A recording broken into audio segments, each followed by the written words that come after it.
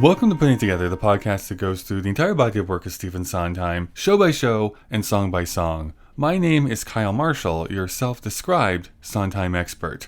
This week, we are doing a Sondheim adjacent episode. I am very honored that I get to be talking with Kennedy Caughell here today. Her debut album, Just the Beginning, has just been released, and I'm going to say this later on in the episode probably, but you should probably go ahead and take a listen to it. For Sondheim fans, there is an interpretation of Being Alive that she puts onto her album, including a bunch of other songs here from all over the Broadway spectrum. She is including a cut song called I Dream of Janie. This was a cut song from the show Paradise Square, but there is selections from Annie Get Your Gun, The Notebook, Violet, including a bunch of others, of course, too. She's also in the touring company of Hell's Kitchen. She's playing Jersey on that national tour, so I would definitely check dates and see if she's in a city near you. All of that information is going to be in the description to this episode. Before we get to talking to Kennedy,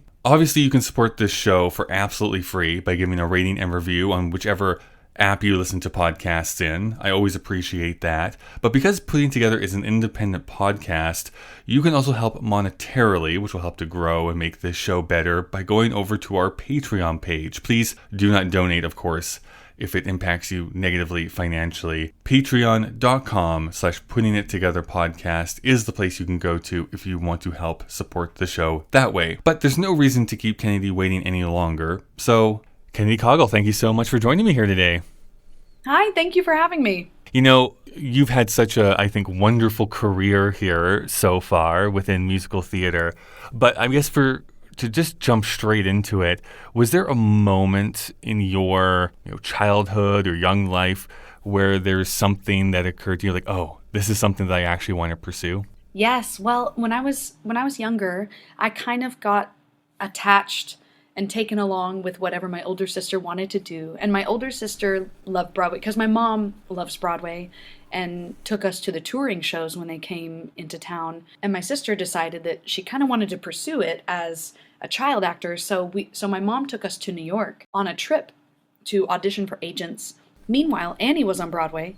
So my mother took us to see Annie on Broadway, and my mom, I kind of remember it, but I don't really, because I think I was 7 years old at the time, or 6.5, something. I was really young, like really young. And she says that I turned to her and said, I can do that. I want to do that. Like I had no idea that people could do that as a profession. And I was like, I wasn't even thinking about the money at that point. I said, well, that's right. Something I can do. Just like, like no fear, just a little ball of audacity, a ginger ball of audacity, just going, I want to do that. And so that was the inciting incident of where I got. I was about to say, like, you saw another redhead on stage. Yes. It was like, I can do this. Yes. Another reason why representation matters. If you see yourself as a kid, if you see somebody who looks like you doing something, you're like, that's possible for me. Did you ever get to play Annie by any chance? I did, twice. I played Molly once, so I auditioned for Annie in our hometown, and I didn't get it because I was the smallest, youngest person. So I played Molly, who is the smallest, youngest person. Right. I was devastated. But it's okay. I picked myself back up after 2 days, and we did it, and we had a lot of fun. And my mom saw something in me from that. She's like, wow, this, because I was called back for Annie at that point. So she found other professional Annie. So my first professional gig was when I was 7.5, and I played Annie in Orlando. And then when I was 8.5, I played Annie in San Jose, and then went to LA for a stint and was a child actor for a while. And then I came back to Oklahoma and was a normal kid and was almost a veterinarian until once again, my mom took us to New York just for fun on a choir trip, and I saw the original cast of Wicked, and I said, oh, nope, I think I want to do this for a living. So it's kind of like a roundabout way, but I did end up playing Annie. Fear not. Mm-hmm. Well, it sounds like you had a good, I guess, solid support system with like your mother, especially here, because you hear sometimes like the horror stories of show parents or like kind of being forced to do things that you might not want to do, or even like just being taken advantage of when you're a younger kid sort of thing. So it's nice that you didn't have to go down that road so much. My mom, I'm really lucky. Like, my parents are so supportive, and I've never felt, that's the thing, is they've never forced me to perform or be in a performance for money or, XYZ. Hmm. It's always been like, do you want to do this? Okay, let's figure out a way to do this. Or you don't want to do this? That's okay. That's Hmm. okay. Everything was very like about consent, and I'm realizing now in my adulthood how lucky I was to have parents like that. And they never pushed me. The only thing I think the only thing my mom forced me to do was take piano lessons and practice my piano. Yeah, yeah, And which at the time I was like, oh, why do I have to practice? But yeah. I'm so glad. I'm so glad she forced me to do that. Thank you, Mom, for forcing me Yeah, to yeah. practice. But that was part of the deal. She's like, if you want to take piano lessons, you have to commit to practicing, and you're not allowed to quit until you graduate high school. Like, if you start this, you got to Okay. finish it. And Hmm. and I said yes. Those pianos are expensive. They have to pay for themselves somehow. Right. Exactly. So you see Wicked. I'm sorry, you said this is original company too that you got to see? Yes, I did. I got to see the original Yeah. company on Broadway. And then where do you go from there? Like, how do you continue your journey? Well, I just I was in elementary school, I think, in Oklahoma, and so I just grew up, and I remember listening to I wore out that Wicked CD every morning on the way to school. We would just listen to Wicked. um, and I grew up like a normal kid in Oklahoma, and then ended up going to Elon University and earning Yeah. my BFA in musical theater. And then from there, I got my agent and my first job as Heather in the international tour of American Idiot, and became the second national tour of American Hmm. Idiot. Went back. I had an agent from Elon at that point, and went back for a few months and booked Wicked, and toured Wicked for about 2 years by the time I left. And then, like a month later, randomly went to an audition for Great Comet for a emergency replacement, and booked it, and so got my Broadway debut, and was on the Tony Awards for the first time in my life. Hmm. Like, got to do all the things that you think about that are like really special, and of course that show is incredibly dense and unique. And I was gonna say like very oh, specific and particular and stuff like that. I love Great Comet a whole lot. So well, because if you think about it, it's not even a hot take. I think Dave Malloy is the Stephen Sondheim of our time. And totally, yeah. because everything in his music is so particular and so brilliant. I also love how every one of his shows is so different. Yeah, Yeah, like almost so yeah, brilliant that it's hard to understand at first, but he gives you everything you need to know in his music about what that character's feeling, what they're going through, and what their decision is. He like the acting is in the orchestration. And I yeah, yeah, feel like, so being in Dave Malloy's show, I was like, oh my God, it's like being in a Sondheim show. for sure. And he's like, Dave Malloy is brilliant. Does he come to rehearsals and stuff like that very much, or does he kind of stay back? Well, he had opened the show at the point, so it was about a month after opening when I joined. But Hmm. I will say that the special, he was always around in and out. But I was a swing, and I stood by for Maria D and Yeah. Helene, but I also covered all 30 of the ensemble members because Jeez. they taught me how to play accordion because I play piano. I still say that it was like the Tinker Toy version of Sure. accordion. I was just like, oh my God, I really hope nobody realizes how, like, I just felt like I was butchering his beautiful score, and I wasn't. Mm. I worked really hard in order to, learn an instrument I've never played before.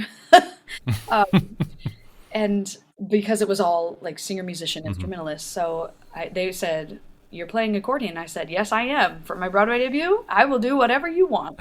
I will do what it takes. Yes. I just want to say, like, we cannot say enough just to give huge thanks to, Standby Swings, like all those performers that on Broadway. It was like, you have to know 30 different roles, and then at a drop of a hat have to step into these Yes. these roles. Like, it's just like a gargantuan task. God. And at that time, it was before Equity put the limitations on how many ensemble tracks you could cover. So all of us swings technically covered all 30 tracks plus the specialties.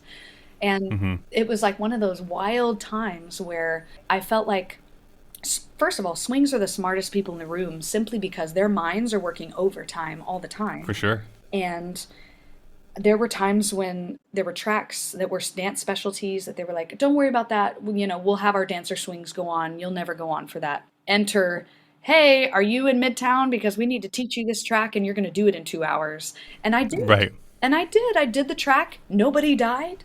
It was great. And I got to do a little dance specialty. So like we're so much more capable of more than what we think we are. And so that was such a beautiful moment to understudy, stand by and swing. I wouldn't want to, I don't do it now because it's so much work and it's so thankless, but I am so grateful for that season of my life. And it was quite a time. It was quite a wild ride, but and circling back around to this. So what was special about that is Dave Malloy ended up taking over, obviously, for the role of Pierre on Broadway because he had done it in the previous inception. Down in the tent or something like that. I think like they actually had a tent or something in the original. Yes, like, they downtown did version of it. Yeah. Tent. It was. I didn't get to see it, but all my friends who saw it were like, it was incredible, and they really did a good job of preserving the vibe of it. So Dave Malloy came in and took over as Pierre, and I got to do Maria D with him, and I got to do one of my only two, like both of my Helenes. I only went on for Helene like twice, but both of those times were with Dave Malloy, and so it was really cool. And Dave Malloy and I share a birthday. We were both born on January 4th, so we're birthday twins. That's wonderful. I mean, talking about staying busy, because you're here and you're not only releasing this new album called Just the Beginning, but also you were touring in the national tour of Hell's Kitchen currently, correct? Yes, that's correct. I'm in Sacramento right now. Let's talk about Hell's Kitchen for a moment, and we can maybe segue into the album specifically. Yeah, tell me about the genesis of you becoming part of Hell's Kitchen. Yeah, so my agent reached out and said, hey, they're looking for a jersey. Are you interested? And, I was like, oh, sure. But I knew of the show because it had won the Tony Award. But I was like, I feel like I'm not booking this because typically the jerseys who have held the role full time are, 45 plus. Like, and that's way older than me. So I was like, oh, there's no way I'm getting this. But sure, I'll come in. And so I came in. And I sang for them, and then at the final callback, Alicia Keys was in the room. And come to realize that touring is usually they cast skews younger because it's hard to find people age appropriate who don't have kids who are willing to tour. And so like meeting Alicia's mom and understanding what it is I have to offer, I ended up booking to my surprise, I ended up booking Jersey, but then things kind of fell into place where I'm like, oh, I understand now, because I'm very much like Turia, and while Jersey and Allie are not, it's not a biopic of Alicia. It is a musical loosely based on her original life. I can understand why I walked in the room and Alicia goes, Mom, because I've seen some early photos, and also I feel like. Somebody told me I'm the most age-accurate Jersey because she was a teen. Oh, interesting. Jersey. She did have her when she was 16 or 17, and so that would make where I am at in my life pretty darn close. Pretty darn close. Not exactly, but almost. So it's been really fun to kind of find who I am in this role rather than what's come before, because it's hard. You can't give a carbon copy of anyone else's. No, and I say this not because I don't think you didn't prepare and take it seriously, but I wonder if there was a little bit of that because in the back of your mind, well, I'm probably not going to get this, that the pressure was a little bit off. Correct. When you go through the audition process. Honestly, those are the auditions that you book are the ones that either you don't care, like you don't give a rip, or ones that you just kind of you just do your thing and you go in there fully prepared, but with no pressure to book, and you're like, this is what I do and this is how I would do it, because you assume that you're not going to get it. That's kind of what happened to me on Wicked as well, because I had a casting director tell me that I'd never play Elphaba because they'd never go that short. I'm 5'5", and there have been shorter Elphabas than me, but I believed him, so that when Wicked asked me to come in for the show, I said, well, fuck it. Here's my Elphaba, and this is how I would do it. Yeah, because you're never going to cast me. And apparently that's exactly what they wanted to see. That's perfect. That's great. So thank you for telling me that I'd never play it, because honestly, that's part of the reason I think I booked it, is when you can walk in the room, when you can walk in the space with no desperation. I'm pretty sure I read this, but I now I can't recall. Were you on Broadway or part of the touring company of Wicked? I can't The remember touring now. company. I was part of the touring company, but many of my friends have since gone on to do the Broadway production, and I just Yeah. love Oz. I do. Say what you will. It's still just such a magnificent piece of spectacle to go in Yes, and watch that on stage. yes, it is. It's so beloved, as it should be. Hmm. It deserves it deserves all the love. And with the movie now, it's creating a whole new fandom of younger generation. Oh, yeah. I think they did a great job. John M. Chu did a great job creating the world that I lived in for almost 2 years. Like watching the Wow. first movie, I wept at the opening because I was like, that's the world. That's it. That's what I was imagining in my head on stage every night. Hmm. It was so great. So great. Not to have too much of a diversion here. and this is such a mean thing to say, but I'll admit to it. When I went and saw that movie, like I knew who Ariana Grande was, but Right. I was never like super into the music that she was making. And I remember that opening starting, and I was like, "Oh, she can sing!" I was like so surprised, and I was like, "This is great." You know what though? Like, Yeah. good for her. Because honestly, Hmm. I was a fan of her as a pop singer, but I Hmm. was like, oh, I hope she'll be funny. Because I didn't know much about her, and Yeah. I think the expectation was lower than normal.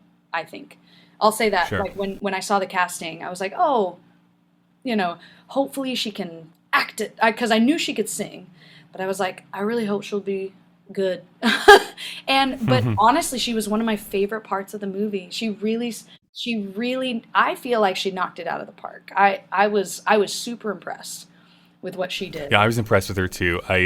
It's why I'm kind of disappointed now. This is like 2 days after it was announced that she had to drop out of the I Sunny in the know. Park with George over in England Yeah, production that they were doing. Like, oh, I really wanted to hear I what her know. interpretation of that role I was going to know. be. She But would have been. It would have been really interesting to see what she would have brought. But I hope hmm she's doing well, and I hope that she's doing okay, and that she's taken some rest, because yeah, girl, I hope that so. girl needs some rest. She's been doing She's been the most. yeah doing a press tour and then like a world tour. I think right after that. I Oh mean, my God. that's not easy. That's a lot of work. So much work, so much work. So I understand why she dropped, if that's the Hmm. reason, and it might be for another reason entirely. So, Ariana Yeah. Grande, if you're listening, hope you good girl, and hope you get to sleep. Okay, so the album that is being released here currently is called Just the Beginning. And so I always have to ask when I talk to people who are releasing albums, like what was the impetus of this project? Like why an album and why an album now? Well, the truth is, I never would have done an album had I not been pushed to do it by a good friend Okay, of good. mine, Brian Spector, who I met. We've been fast friends since meeting. He came and saw me do Super You and then Mozart at Carnegie Hall, and he just saw Hmm. something in me, and we became friends through that. And he took me to coffee, and he said, "All right, I want you to do an album. I want to hear your album. I am going to help you do it." And so Yeah, it yeah, was yeah. kind of like one of these things where I really believe that nobody would want an album from me. So I had to kind of rearrange my thought process there and go, oh, wow. So if I'm going to do this and I'm not doing it alone, and it's kind of like a sink or swim kind of situation, like yeet me off the side of the Hmm. cliff into the deep end. What do I want to put out in the world, and what story do I want to tell? And so I said, well, let's start with what I do know, and that's me. I Hmm. do know my story and the beginning of my story and the beginning of my career now, that things are really starting to just explode. And so I really wanted to preserve this time in my life, and really to in one of my forwards, I talk about her. So my younger self, that younger self that turned to her mom and said, I can do that. I want to do that. No fear, no doubt, no nothing. And somewhere along the way, as I'm sure many of us can empathize with, we lose that childlike belief, whether it's due to trauma, due to life, due to disappointment, due to the world at large. And I think this album was about bringing her back. And this album was about reconnecting with her and saying, help me. That Hmm. talking to that younger self in me and going, help me believe like that again. And so this album is kind of my journey to believing in myself again, and bringing that childlike belief with me into adulthood. And I hope that it inspires other people to do the same. That's cool. Yeah, I love that story. I think you hit on so many like realities of people, of just the general nature of the world sometimes beats you down. And so you kind of lose that spark of, what made you excited or what made you like super happy or gleeful in your younger selves. And sometimes it's like about reconnecting with that passion to, just knowingly going towards the stuff that brings you joy in this world. Right. Because I think that we sometimes focus way too much on the negative, which is easy to do. Don't get me wrong. It's easy to do. Yes, it is. The song selections, I must imagine, must have been a little bit tough. Yes. So how did you narrow it down here to the 14 tracks that are included? It was so hard. I tell you what, because we polled the audience first. So I polled all of my followers on Instagram. I said, what do you want to hear? Mm-hmm. Because if I'm going to make an album, I want to make sure that it's something that people want to listen to. And there were a lot of amazing suggestions. We had like 60 songs that we could have put on there. Sure. And we just sliced and diced. And I think... Just release a triple album. That's all you need to do. Right. I was like, oh my God, am I going to have to do multiple installations? Yeah. And maybe. Nothing's off the table. But... Mm-hmm. We pared these down because I wanted this to tell the story of my life. And so what songs fit into the story of my life? What songs fit into the narrative and the essence that I wanted to bring? And also, what songs... It was a mixture of what songs were requested the most. Mm-hmm. And then some songs I put in there because I believed that they had a place in the album. And I wanted to sing. And one of those, which actually was really difficult to decide, but I ended up putting Being Alive on the album. And I was deciding between Being Alive, Children Will Listen, and Nothing's Gonna Harm You. Because my first intro into the Sondheim world was actually the Barbra Streisand 1997 album. The Broadway album? Yes, the Broadway album. Yeah. When she sang Nothing's Gonna Harm You. And that's right. And I was like, this is so beautiful. And so that was when I was a kid growing up. So I did get to do Sondheim. I did get to play Little Red and Into the Woods. So Into the Woods is one of my favorite musicals, hands down, ever. But also Bobby, I always aligned myself with Bobby. I always felt like I was more of a Bobby, but never thought it was possible for women to play Bobby. So I was just like, okay, I'll just sing Being Alive and it's fine. And then lo and behold, with the new company. That's right. The new revival, it was a female the new Bobby. Company, yeah. Yeah, it was a female Bobby. And I was like, So Being Alive ended up getting put on the album simply because this album is a reintroduction. It's like, let me reintroduce myself. Well, this is a great example too of, I think, how wonderful it is how theater can recontextualize the canon, the stories that we've seen revived multiple times, and why I do think it's important to have different takes when things are being revived. Because I think before those productions, I was lucky enough to see the Broadway production of that company. I didn't see the London production, which preceded it, but that the Broadway production, going into it, I was like, I don't know if this gender flip thing is going to work, or maybe it's a little bit of a gimmick. And then after you see it, actually, this kind of works in a weird way in a modern context better than having it be a man. So, yeah, it's just kind of cool to see that. I thought it was so interesting to watch because I didn't get to see either Broadway or West End, but I did get to see the touring production. I saw so many of my friends were in it, and one of my best friends in the world was the Swing. So Kenny Francor, shout out to you. I got to see him when he went on for Jamie. Nice. And he was brilliant in it, and I wept. But I thought, I agree. I think it's really interesting when somebody brings a different flavor like gender swap into things because it makes you listen to the lyrics differently. I thought the whole, thank you all for the gifts and the flowers, I'm not getting married today. It really brought this whole, which is also hilarious because that was totally Kenny in college for me. I was watching him kind of go through this, and what an interesting thing to have a female Bobby propose marriage to her gay friend. Yeah. And I was like, oh, this is the musical theater girlies.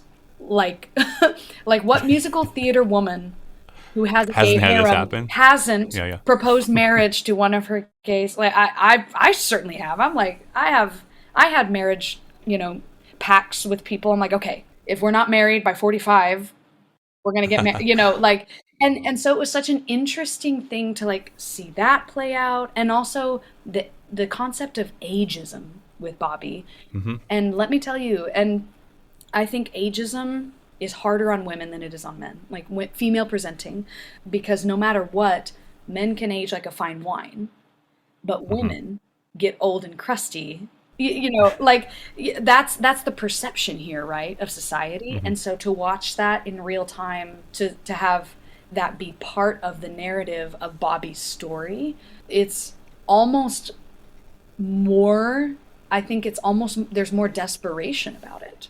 Yeah, that's what I called out too. Like, I think this is the brilliant way that Marion Elliott decided to like stage that revival is because it is set in the modern day. It kind of has to be a woman in that role because the simple fact of the matter is, I'm sure there's going to be exceptions out there, but by and large, a man at 35 is not a single man at 35 is not the same thing as a single woman at 35 in the year 2024 when that was, making the rounds sort of thing. And, back in the 70s, it's like having an independent woman role, in the modern 70s, I don't think that would have ever been thought about as something that was sellable at that point. No, and I like this is a true fact, and it sounds like it's made up, but I brought this up when we were going through the Company season. The reason why you couldn't have done that in the 70s, it comes out in 71, I think is when the original Company comes out. This predates women being able to have their own credit cards. Like, you literally couldn't do it. Independence was not a thing. Women were totally, like, unfortunately, the way society was structured at that point, and still, we still are dealing with the remnants of the patriarchy, but like the way that society is structured is women were literally not allowed to have independence in ways that men were, right? And it's so interesting to watch the documentary of how that. I'm sure you have. The album? Yes! It's great. It's one of my so favorite things. Honestly, I wish that had become an entire series. Yes. Like, I would have loved watching cast albums being recorded, but like Elaine Stritch losing her mind and Sondheim like smoking a pack of cigarettes in the control room. It's just like, this is the peak 70s that we're watching here. There are so many times in my life where it's just like that gif of her just going, ah, ah, and like doubling down in the microphone. I'm like, oh my God, I've had this moment in rehearsal processes so many times.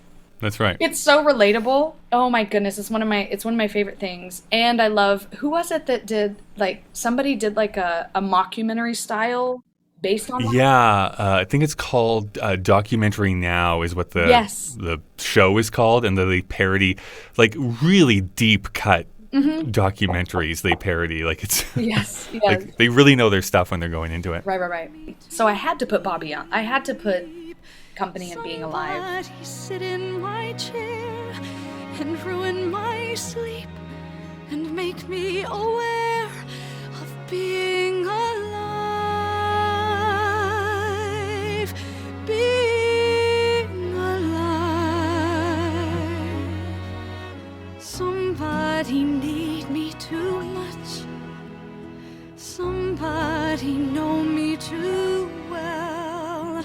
Somebody pull me up short and put me through hell and give me support for being alive. Make me alive. Because also, we've all had that Bobby moment. Mine was specifically on a cruise ship that I was visiting my friend who was cruising on a Disney cruise line in Alaska, and like we all have that moment where you cry out to the heavens and you're like, I have so much love to give. Why am I single?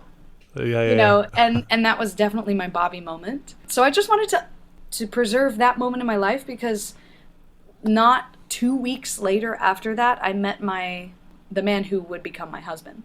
So it's you really never know the timing of your life. It's kind of like, I always like to think of that moment and I just imagine God laughing because he knows what's coming. It's just like, sometimes it's just, you gotta let it out. And I feel like everyone has that being alive moment where it's like, I don't want to be alone. Sure. Life isn't meant to be lived alone. And that doesn't necessarily mean a romantic partner, but just like, somebody who will be with you through thick and thin, to love the best and worst parts of you. It's a good thing that we brought up Wicked here already, because you do have a Wicked selection on this album. I do. Kind of not a duet, but a combining of I'm Not That Girl and defying gravity. Having listened to this this morning, I thought it was such an interesting take on that, because when you segue into the defying gravity portion, you kind of keep that somberness of I'm Not That Girl in place. And I think that the impulse would be like, no, we're going to go like the big, bombastic, usual way that you adapt this. So I'm curious of like how you decided to go about that. Well, it's twofold. One, because Wicked was one of the most requested by the fandom. And so, of course, like Wicked is such a huge part of my life. It is like, even though Annie was the defining moment of getting bit by the bug, Wicked is the reason that I'm an actor now. Because I saw that show and I said, I want to do that. I want to play Elphaba. And so I had to pay homage to something that was such a beautiful and incredible large chunk of my earliest part of my career, being in the ensemble and covering. But I knew that the expectation was that everyone who records that song is belting their face off, right? And I was like, but I'm a little contrarian. I'm just different. And I wanted it to speak to my actual journey with Wicked so far, which has been, as much as I love Wicked, I have yet to have the opportunity to play Elphaba full time. And that has always been a point of pain in my life. If I'm honest, it's a little like having this hope and dream. And I kind of liken it to the business at large, not just Wicked, but the business at large can sometimes be a little bit like an abusive relationship, where it's like, sure, you are like, I'm good on my own, I love myself, I love my life, and then it's like, hey baby, you want to do this? Like, so it's always kind of been like this, is it going to happen for me? I would love to do it, but on Wicked's terms and Wicked's timing, which as they should and as they deserve, because they are a conglomerate that has been running for years and years and years. And so I'm just kind of trusting that when the opportunity to play Elphaba comes, it'll be a nice surprise. But in the earlier part of my career, it was an extremely painful moment of, leaving and taking a break, because it was the one role that I've always only ever wanted to do. And in a way, I think it's good that I haven't played Elphaba yet, because, I'm of the mindset where younger Kennedy might have just played Elphaba, and then once that was done, she might have gone and done something else and not performed ever again, because I was like, well, I played Elphaba, that's it. Now, I did it. Yeah, I did it, and now I think there's so much more things. Like, I think I'm meant for many other roles besides Elphaba as well. So it's kind of, it all happens the way it's meant. I really truly believe that everything and the timing of everything happens the way that it's meant. But I'm Not That Girl is a really vulnerable exploration of being the understudy, seeing people get bumped up, and going on for Elphaba and having people be like, this is incredible and amazing, and waiting for me to get bumped and it not happening. And that was, for one reason or another, I don't think it speaks to my talent or my professionalism at all. I think it just speaks to what Wicked needed at the time, who they had. Like, there's so many factors that have nothing to do with how much Wicked and I love each other. Right? Sure. Like, because I know the fandom has been like, oh, Wicked, why haven't you put Kennedy in there? Well, because Wicked is doing their thing. And Wicked's allowed to do their thing. And when the moment is right, Wicked and I do believe that Wicked and I will come back together again. Like, it's, so for all the fandoms who get really mad about it, it's not off the table, but at that time it was really, really difficult. And I had all these questions of, I'm not that girl. I'm not what they're looking for, kind of like in a dating relationship. And then when I left Wicked, it was with trembling hands, because I just knew that I needed to take an artistic break and go do other things, because it had been almost 2 years. And I didn't want to leave. Like, I don't think people understand. It was the hardest decision I had to make, because it was my dream job. And still is. Still is. I've had many other dream jobs and wonderful things since then, so I'm very blessed, so I'm okay. But I turned in my notice with a shaking hand, and so kind of segueing into Defying Gravity, that was my Elphaba moment of, I need to stand on my own 2 feet and I need to see what more I'm capable of. And I think it was an Elphaba moment, because that moment when she stands up, dun, dun, dun, dun, dun, boom, boom, boom, boom, boom, boom, dun, dun, dun, dun, dun.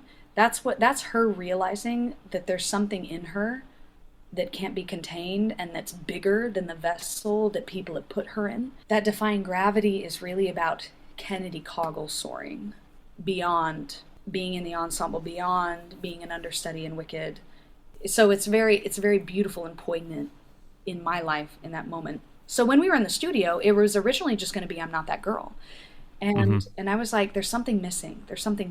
And Kevin and I, we had not arranged it previous, because we just have artistic synergy and kismet that I wasn't worried about it. So we went and we were talking about it and kind of talking through what we were what we were going to do and arranging it on the fly, essentially. And I just knew something was missing, because call me crazy, I don't feel like my journey with Wicked is done. And I'm Not That Girl felt final. Yeah, definitive. Yeah. No, Wicked has done so much for me. It's taught me how to fly. So let's keep it. Can we segue into Defying Gravity? And then we end on the note of I'm not that girl, just because I think the end of I'm Not That Girl is kind of like there's an open-endedness to it, right? And so we arranged that within 15 minutes, and in 45 minutes it was in the can. Like that's how quickly all of it happened and came out, because I believe because it was such a big part of my life and a big message that I had, kind of speaking on my relationship with Wicked, which is a beautiful relationship, but at the same time there's a lot of pain there, because I've had, like many people before me, I've had to ask the big questions of why not? Why I'm not that girl? When is it going to be my turn? And who knows? So yeah, it's really like there's a lot of life left to live. So right, and so I think the vibe of the song, and hopefully like it kind of leaves you with this bittersweet longing, because that's truthful to me in my journey. Gold hair with a gentle curl, that's the girl he chose, and heaven knows.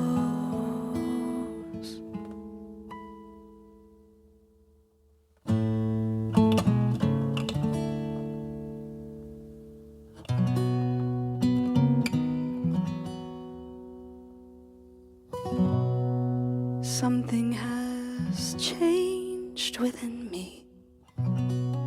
Something is not the same. I'm through with playing by the rules of someone else's game. Too late for second guessing. Too late to go back to sleep. It's time to trust my instincts. And we had a ton of belting on the album already, so I was like, let's give myself a break. It's nice to have a little bit of ups and downs exactly through the album. Just because you kind of brought up dream roles and stuff like that, are there other roles that you would love to have the chance to play someday? Yes. Oh my gosh. Well, let me think of what's on right now. I don't think this will ever happen just because of the structure of the show, but I would love to play George Washington in Hamilton. Sure. Okay, cool. I think there's something so powerful about everyone else in the American Revolution, like panicking and doing boom, boom, yeah, boom, like that whole sequence. And then it's like Hamilton, go home, son. And having a woman be the fatherhead figure that is like the maternal figure, I guess, if you would. Yeah. Be the source of calm and be the source of infinite wisdom, because that's basically what George Washington is. And he's kind of like the voice of reason. And having a female as the voice of reason, I would love to do that. Oh, I would love to be in Hadestown. I would Oh, yeah. love to, well, let's talk about this. When I'm older, I want to be in Follies because I got to see Bernadette Peters. Oh! She took Great. me out, dude. Bernadette Peters can do no wrong in my mind. I love her. So anything Bernadette Peters does, I'm in. I'm like, I'm Yeah, all in. she's still on my bucket list to be able to see live. Oh! She was in the city that I'm in. She was supposed to play like a special engagement here, and then for health reasons had to cancel kind of like the week before, and it still kills me to this day that I never got to go and see her. So on that page of Bernadette Peters, like I would love to be in Follies. I would love to play my way through all the female roles of Into the Woods. Sure. I would love Yeah, to yeah. play the baker's wife. I would love to play the Be witch. Cinderella. I would love to be Cinderella. If anyone wants that, Yeah. I'll be a very quirky Cinderella, but I would love to I would love to do that. I would love to do if we can fix the script to be respectful of our Indigenous brothers and sisters, my ultimate dream role would be to play Annie in Annie Get Your Gun. We got to fix Sure. that script. And I do believe that there's a way to do it. We're going to have to rewrite a lot of stuff. But let me tell you, whenever somebody wants to fix that script and do it with me and do the revival on Broadway, I got you. We're ready to go. That's a great score too. I love Annie Get Your Gun. It's so good. Irving Berlin. Yeah, right? Just the best. I just want to make sure we have time to talk about one last song here on the album, Yes. which is I Dream of Janie. It was this, which is a cut song. It's a cut song from the show Paradise Square. Yes. And I'm curious on how you found out about this, number one, but two, then why was this something that you had to include as well? Well, because it's an intimate part of my journey, especially with Paradise Square. My first journey into Paradise Square was in the Berkeley version, and I was hired to be in the ensemble feature Janie. So I played Janie. She's a cut character from the show post Berkeley. So she was not part of the show in Chicago because they restructured it. So the show used to be centered around Stephen Foster. And I would come in at the end of Act 1 and be the big, like, dun, dun, dun, you're not Milton, you're Stephen Foster, and you have a kid, give me the money. Like, I really was, like, that character, but I was only in 10 minutes of the show, right? And then she belts high, she sings this incredible song, I Dream of Janie, takes the money, and leaves. And people are like, wait, who is that? We want to know more about her. So rightfully so, when they restructured the show to be more about Nellie, as they should, she got cut. So in Berkeley, it's just such a it's one of the most beautiful songs that Jason Helen and Nathan Tyson like arranged and wrote. And I wanted that to be preserved because nobody's ever heard it before. And it was also the part that I played. It was the song that I sang in the original, one of the earlier inceptions of the show. So I wanted to preserve it. And it was the first time that I had ever heard somebody use banjo like that. And this predates Bright Star on Broadway. So, or I think Bright Star was coming to Broadway. It was like bluegrass was not really a thing with musical theater the way that it is now. And I loved it so much because I have bluegrass roots. And I think banjo is one of the most beautiful, gentle, eargasm instruments to have. And so I wanted that to be preserved. And so that's why I had it on the album, is because it's personal to me and I freaking love banjo. I think you and I should start the movement of bringing more banjo into Yes! Broadway, because I also agree. I love the banjo Yes! a lot. Bring more banjo, please. For all those writers out there, I will be in your show if you give me more banjo. Let's make banjo ! The musical, and Right. it'll just be. It's just.